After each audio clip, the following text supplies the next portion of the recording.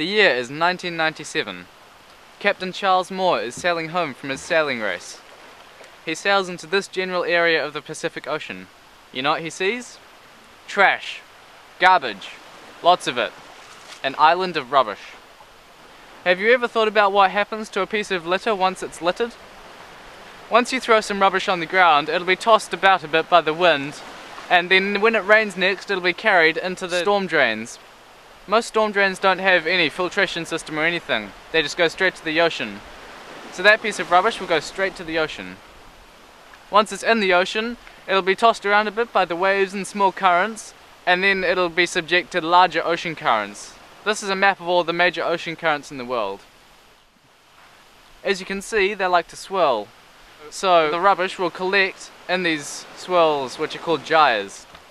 The one that Charles Moore discovered was the biggest, and that's called the Great Pacific Garbage Gyre.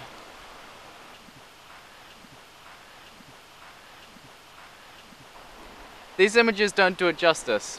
The largest estimate of the size of the Great Pacific Garbage Patch is 15 million square kilometres. That's 56 times the area of New Zealand. This rubbish does a lot more than just look bad. I'd like you to meet Mae West. Mae West is a common snapping turtle. You know those plastic rings that you get off milk bottles? Yeah, Mae West swam through one of those when she was a baby turtle. She couldn't get rid of it, so she grew around it instead. Her body was deformed permanently.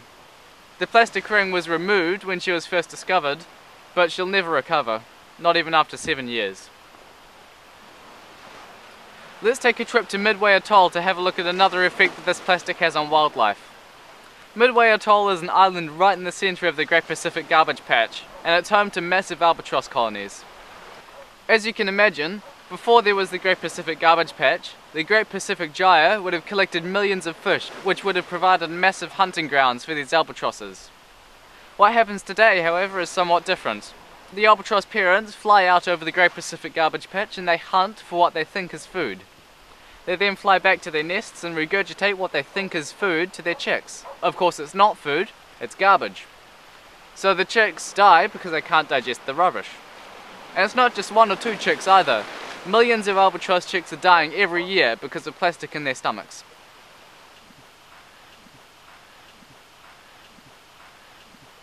So, next time you litter, how long will it take for that litter to reach the ocean?